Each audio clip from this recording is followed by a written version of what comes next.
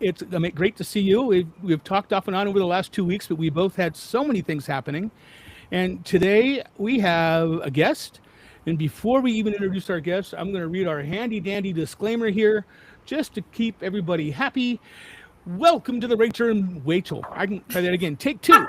Welcome to the Rachel and Mr. Miller podcast, where we cover real estate, real life, and occasionally topics that may raise an eyebrow.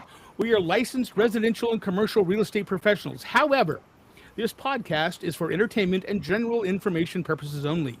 Nothing you hear should be taken as legal, financial, tax, or other professional advice. And listening to this podcast does not create a client relationship of any kind. These are our opinions, our experiences, and our conversations. Please enjoy this podcast like you would an adult beverage, and that means responsibly. Again, I'm Scott Miller, otherwise known as Miller. We have Rachel. And Rachel, would you please introduce our guest, please? Sure, Mr. Miller. By the way, we're in season 2. This is episode 15. And Wow. and today we have Timothy Neal from Farmers Insurance, and he's out in my neck of the woods. Tim has known my friend and teammate and founder of Gratis Homes and Estates, Shane Haas. Yeah. And that is how I have come to know Tim.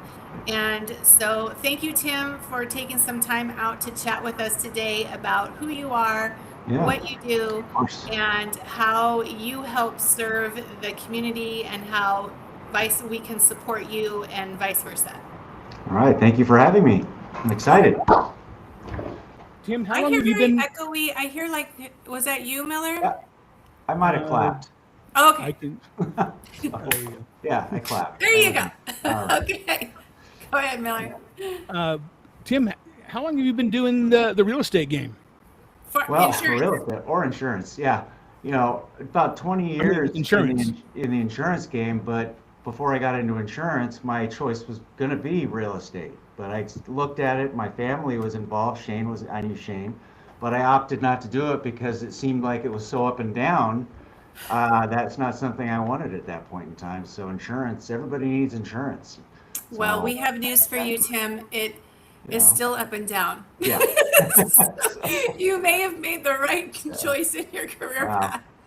I don't know. Time will tell. It's only been 20 years. Yeah. So, You said only 23 years, so you've been doing it for just a minute, it sounds. just a minute. Yeah. Wow. What is. You know what? I got to finish this. Go ahead. Rachel, go. Your Okay. turn. Go. So Tim, Yeah. you were going real estate insurance. What was it about the insurance world that made you decide that it was going to be a little less topsy-turvy than real estate? Well, I guess, from the standpoint, as a former business owner of a couple of restaurants, I saw the insurance side of things working in the business. And, I saw the opportunity there. I saw the opportunity to be able to help businesses, help homeowners, structure their coverage in a way that made sense. And then when it came to making a decision between insurance and real estate, I had some good friends at Farmers that were involved in the business, and I talked to them, and it just made sense at the time. I just moved back into town from Mammoth, and it was a great opportunity with Farmers Insurance, and that's where I've been ever since. So what's the one thing people are usually surprised to learn about your job, about what you do right now? What are people surprised to know when you tell them?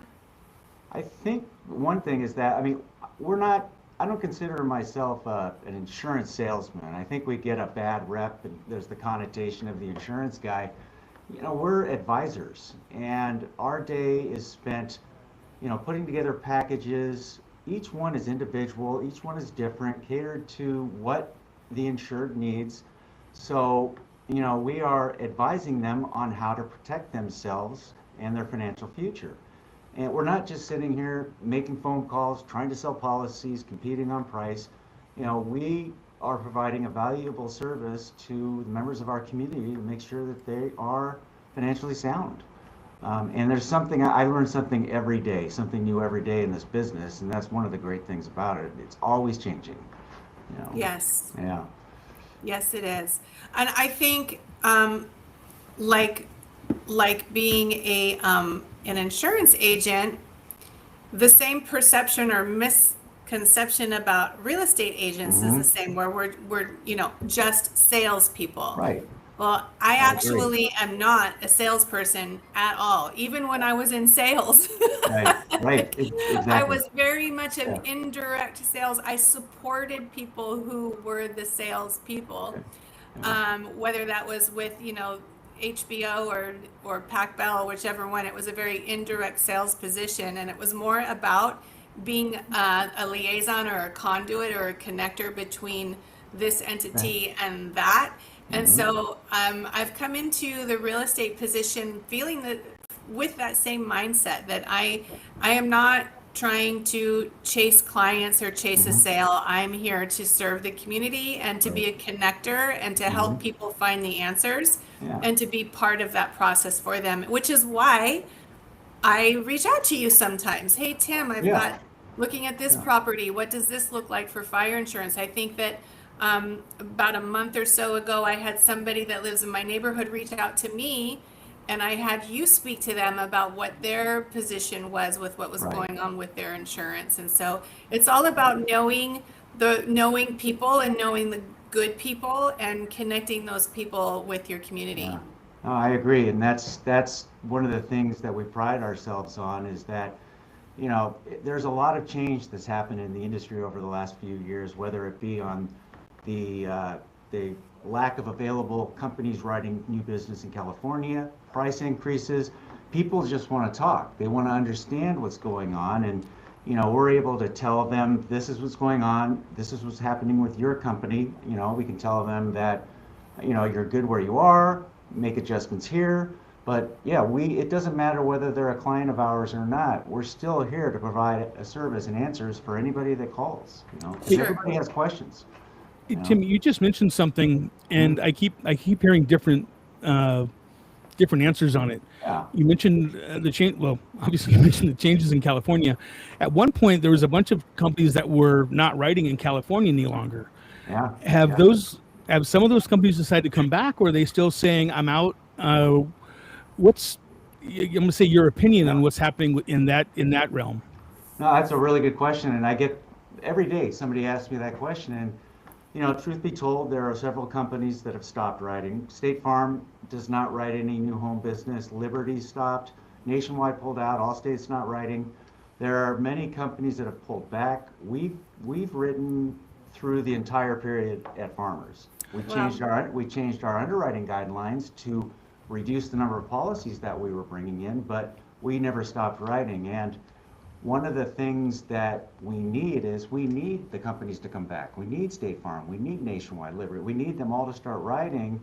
And that's the goal of the Department of Insurance at this point through their sustainable insurance strategy. And for that to work, they're telling the companies, the admitted carriers, that look, come back into California, and if you want rate increases, you need to write a certain percentage of your home insurance policies, new business, in high-risk wildfire areas. So that's the trade-off. It's a give and take. If they want to come back, if they're going to come back, they need to write in these areas so that the FAIR Plan, that's a whole another topic, but so they're not so overloaded and overburdened financially. Yeah, there's a lot going on right now. Yeah. Oh, Yeah. and I used to know the name of it. I'm going to blame this on not being hydrated enough today. My It is bad. rich, Craig. It gets dry up there. Yeah. There was something, and again, I apologize for not remembering exactly what it was, but it was something about California and only California having some, and I'm going to say law, that was preventing or making insurance companies use old data versus what you know what I'm saying? Is that what I'm? Yeah. What is? Remind me what that was called, and is that still the thing that I can't remember? Is that still an issue? It's in transition, actually. What insurance companies were allowed to do in the past, they were allowed to look at past loss results to predict future, losses and to set their rates. And I think we could go back, I think it was 20 years that you could go back and then use that as a projection. But with climate change, the insurance companies have argued that we need to do catastrophic modeling. we need to be able to predict based upon what the catastrophic models tell us about the weather events that are coming down the road. And as we've seen, with the weather changing, I mean, the wildfires the wildfire risk has increased. In California in the wintertime, you can have major flash flooding, major. I know nothing about flash flooding up here. Oh, you do, up there. And the Department of Insurance has said, okay, you can use the catastrophic modeling, but that's still part of the sustainable strategy is you guys can use all of this to justify your rate increases, but we're not going to give you the rate increases that you're looking for unless you're going to agree to write a certain percentage of your policies in high-risk areas. And I think we have started doing that. There are areas where we'll write that are much higher risk than where we would have written before. So it's starting. It's a slow process, but it's starting. This question may be out of all of our wheelhouses, so feel free to say, yes, Scott's out of my wheelhouse. Right. And we hear that insurance companies raise their rates. Uh-huh. And then when it comes time for, hey, how is this insurance company doing? Right. And it shows they've made more money than they've ever made in their lives or in their company's history, but yet they've raised their insurance rates and priced a lot of people just simply out of the market, even people that have owned their own homes. I have a strong opinion of that, and I own a small business outside of real estate. Okay. And to me, it kind of feels like they just want to keep their same quality of life and raise their prices to keep their same quality of life. Thus, it's increasing the rates on the everyday person. If that made any sense, it made sense in my head, but yeah, it does. It makes sense. That perception or that makes sense, and that seems to be the prevailing thought out there as far as the insurance companies goes. But I'll tell you, with farmers, when we came out of COVID, we had the supply chain issue. Well, it's a whole thing, but the cost to rebuild has gone through the roof. The cost to repair and replace cars has gone through the roof. The number of catastrophic claims or catastrophic events that the companies are dealing with went through the roof, whether it be wildfire, flood, or you name it. We were getting slammed. Companies were getting slammed heavily, and we lost a lot of money. Let's see here. We paid out in claims, and the other companies too, in 5 years between the Thomas, Woolsey, and then you got the Palisades and the Eaton fires, more money in those years than we probably made in the last 15 or 20 years. Wow. So we were catching up. Now, the other component to that is that we have reinsurers. Farmers has a company that reinsures their book of business. Okay, what does that mean when you say reinsure? So after a catastrophic loss?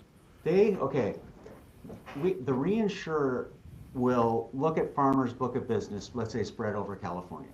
Okay, they will reinsure our book, meaning that if there's a catastrophic wildfire, and let's say there are 500 million in losses in this event, Farmers is not cutting a check for 500 million. We're cutting a check for whatever our deductible is. The reinsurers are the ones that are cutting that check because we pay money to have that book insured. So insurance company has an insurance company? Yes. You took the words right out of my mouth, Rachel. That's exactly it. And reinsurance rates went skyrocketed over the last few years. They've come down now, but that's another reason that companies have raised their prices.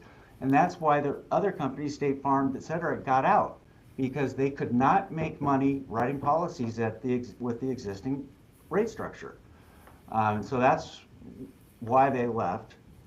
We didn't leave. We kept writing, but we raised rates. We tightened up underwriting so that we could survive. And our CEO, Raul Vargas, did a tremendous job coming in here 4 years ago and really turning around the company. Now, people are they ask too, are prices done increasing? No, they're not. Unfortunately, if you look at a state like Texas or somewhere in the Midwest, you look at what it costs on a per foot basis to insure a home, we're still way below what other states are when it costs, cost per square foot. I have a suspicion, as you were saying this was running through my head, is I'm going to say a lot of people, and myself included, I'm going to use the word that don't think I've used in 25 years, but we get kind of myopic, is we look at only where we are at and what we see.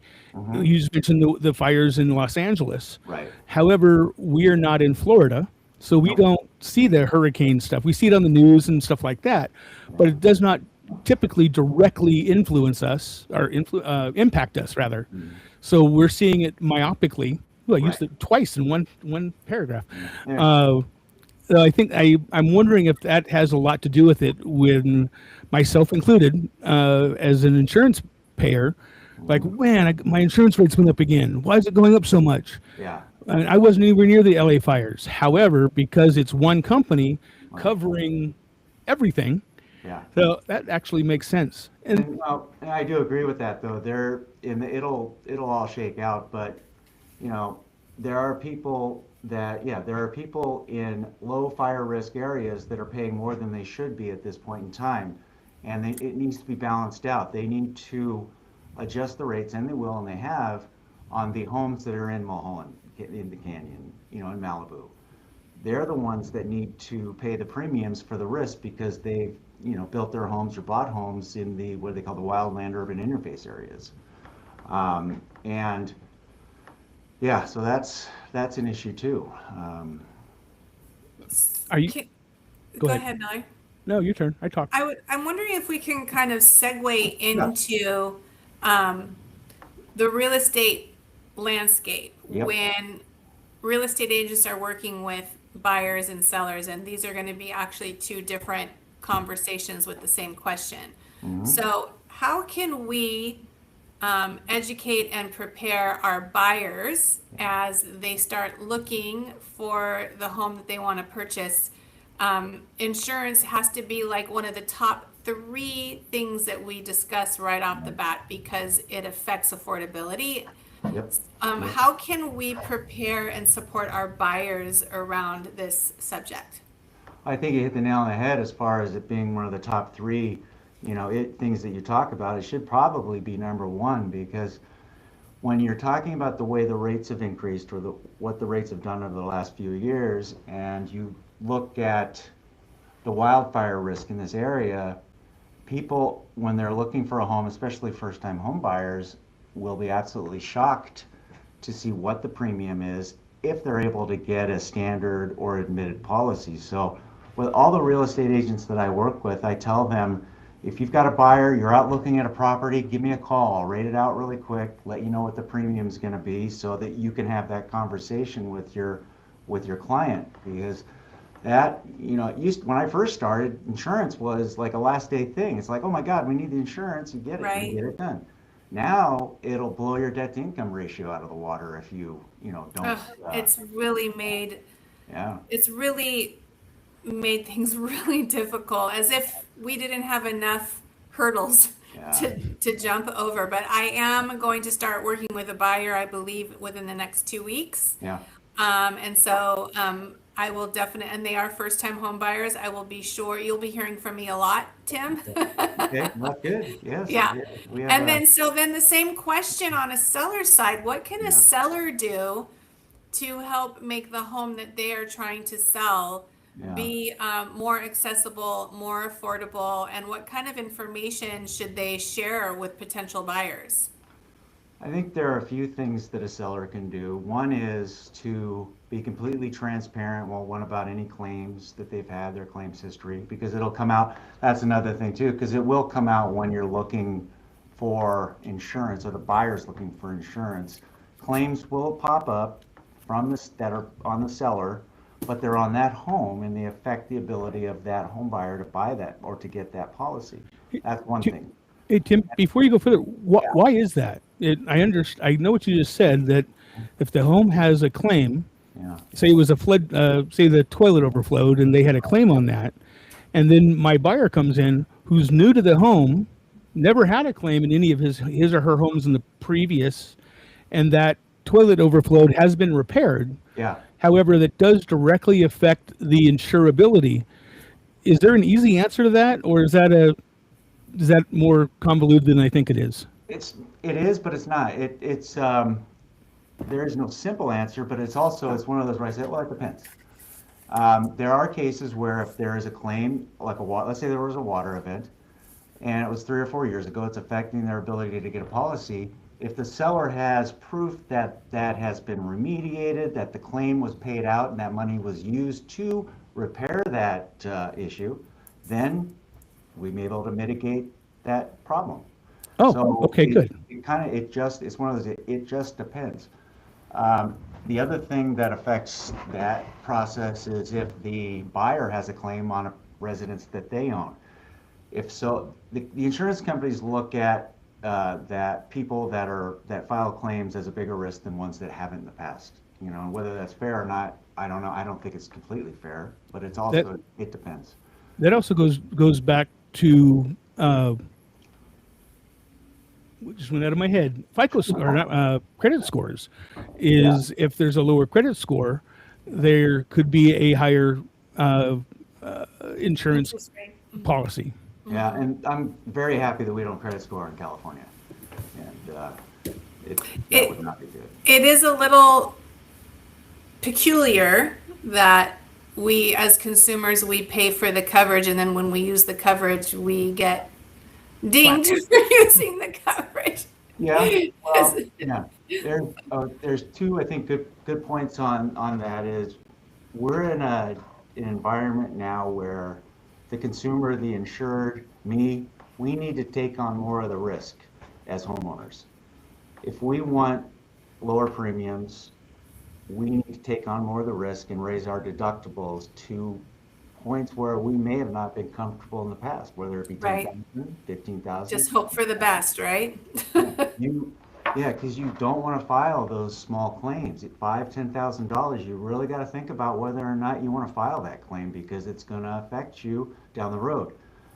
Another key thing is don't even inquire to your insurance company about whether or not you should file a claim because that will impact your claim history.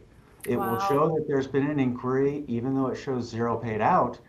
Companies will want to know whether or not that damage was repaired, what did you do about it, et cetera. It opens up a can of worms. So you want to make sure that, well, you talk to your agent first before you talk to the company because your agent will tell you whether or not you should be going down the claim road or not. And I usually have that discussion when I bring a new client on. Back to the seller, as far as, wildfire hardening has become a big, topic now. A seller that's in a risky area, if they're willing to, they could box the eaves, which will discount your fire insurance policies. They mesh the gutters, mesh the vents, make sure that there's no opening where embers can fly in a wildfire, because that's what happens in these wildfires. It's the embers. I was just watching something with the fire department about fire hardening. That's a big thing we have over at Epic is talking about fire hardening. Yeah. And even like the cool flower beds that are right up next to the house, those should not be mulch. Those should be rocks. Yeah. Yes. So that if an ember does hit there, it doesn't make the house go poof. No, I just had a conversation with a seller yesterday about that. And it kind of goes back to one of my other questions from earlier. That's something that insurance companies are going to look at? Are they going to look at fire hardening in an area that's not a fire risk? I assume they would, because I know I would, but that's a good question because they haven't completely figured out the full discount structure on all the wildfire hardening, et cetera. But if you're in a non-wildfire area, not zone, where's that?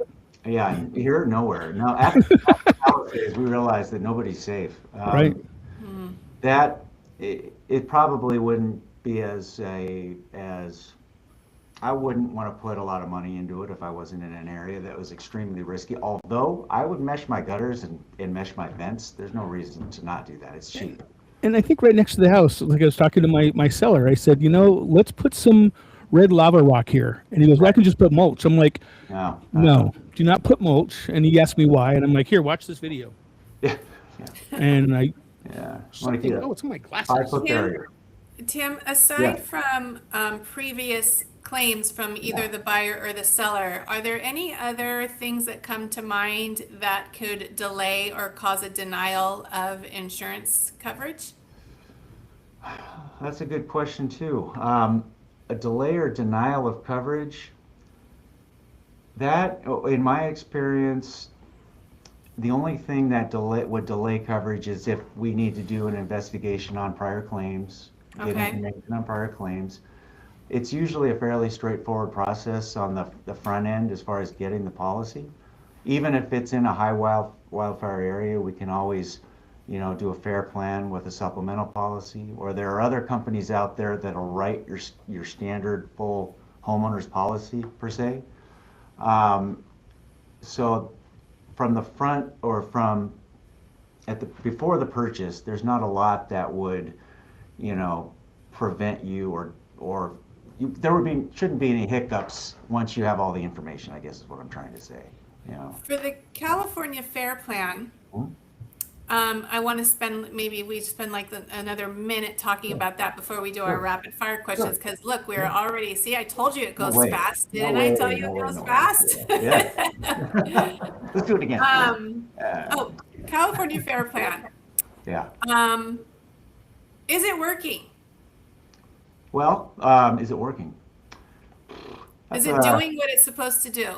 It's doing what it's supposed to do, although it's doing it very slowly in the Palisades area, the Eaton area. I mean, it's doing what it's supposed to do from the standpoint of providing a market for clients that can't find coverage elsewhere. Where is it getting its funding, or what insurance company is covering them? Who's got their butt? We all do. And Oh.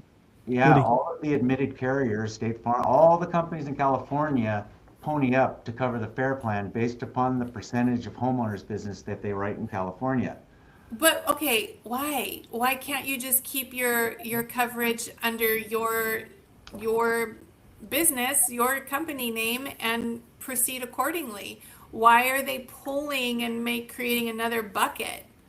They meaning California. Because the companies don't want the direct risk of that. They'd rather be the backstop and have this outlet, because for them to take those policies on, it would be so expensive for the insured. One, they wouldn't be able to do it. And two, our reinsurance companies would say no.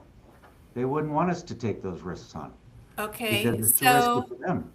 I see it as Yeah. kind of like Yeah. it's a donation. It's a donation to the same cause. So you can Right. say, here we are participating and we have no liability.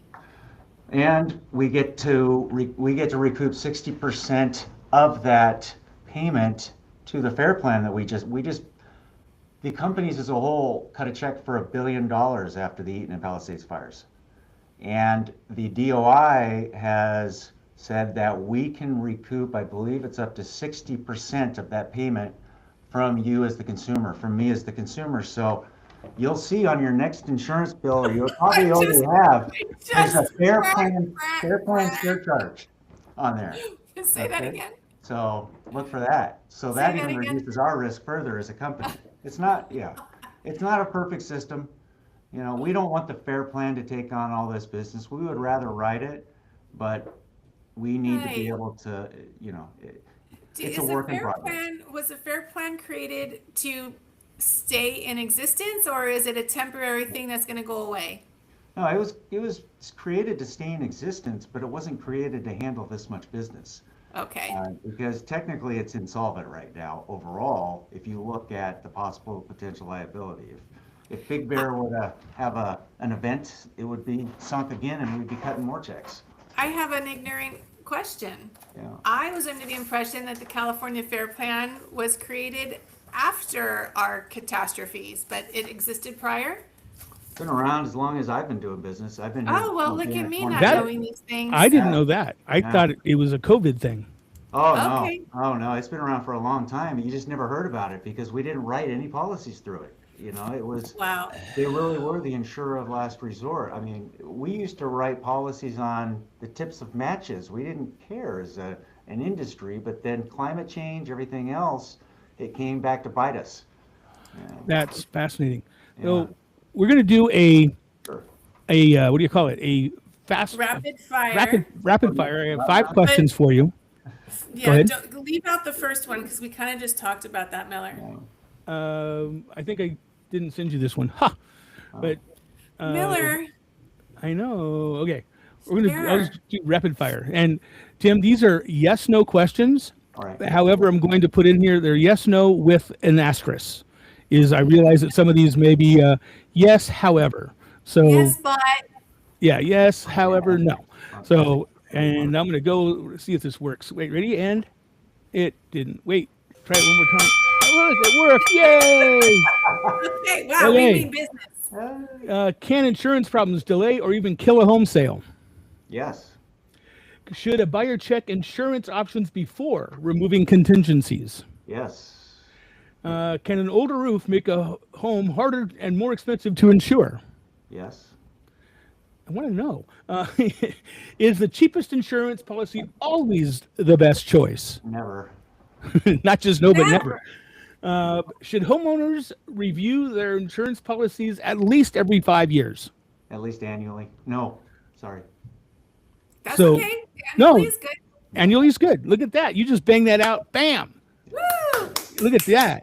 Where's your applause button, Oh, Miller? well, yeah, because it wasn't working the way I wanted it to. Wait, here it is. I found it. And look at. Oh, wait, turn up the volume. And now. Yeah, it didn't work. See, sometimes it works. All right. And, yeah, yay! Oh, wow. All right. Tim, what is the best way for somebody to reach out to you and say, Tim, we heard you on the Rachel, I can really speak well today, Rachel and Miller podcast. What's the best way for someone to reach out to you and say, hey, Tim, what's up? Can I give a phone number? You can. Yes. All right. Call me at the office at 805-273-7124 and then say that Rachel sent you. That's What am right. I, chopped liver? And Rachel's fine. Rachel's Yes. Tim, do you have a Facebook or a website also that they could go to? I have a Facebook page. It's under, oh gosh, is it, I have, Instagram under Tim Great. Neal or Tim Neal Agency. So follow me on Instagram. Okay. And my Facebook page is, I think it might be Timothy Neal Insurance. But I'm there. Just put in Timothy Neal, you'll find me. Oh wait, And I actually Tim- have, We will find you. I can't read it. Tim, what's your phone number again? 805-273-7124, and Facebook is Timothy Neal Insurance Agency, Farmers Insurance. Got it. Yes. And Miss Rachel, that I can't keep mispronouncing your name, best way for someone to reach out to you is, Rachel the Wascally Wabbit. I'm going to quote you, Wascally the My Wascally phone Wabbit. number, the Wascally Wabbit. Rachel Miller. Rachel Wawino. 805-813-0664 is my phone number. My email address is rachel@gradishomes.com, and you can check out my website, rachelmarino.gradishomes.com. Mr. Miller, how can people get a hold of you? They can get a hold of me. My phone number is 760-264-3501, 760-264-3501. And you can find me at homeswithscottkmiller.com on pretty much all the socials. Something we forgot to mention is, and we usually mention this earlier in the broadcast, is Rachel and I are at 2 different agencies. She's at Gratis Homes, and I am at Epic Realty. And we also do this live, and as you can tell, we don't edit things out. So that is something that we do unique with our podcast, is we go live, and when things happen, they just happen. Tim, it is an absolute pleasure meeting you. I really appreciate you being on the show today. Don't hang up yet. We want to talk to you a little bit in the green room, and we will talk very soon. And I don't think Rachel's going to be reaching out to you with her client that she has coming in in the next week or so. So with that, and also we will be back next week. We did take a 2-week hiatus, because we can. So I'm Scott Miller, otherwise known as Miller, and Rachel, and we will see. You will see us. We can't see you unless you happen to call in. Easy for you to say, Miller. Yes. Thanks, Yeah. Tim. Hang Thank tight. you. Thanks, guys. Very I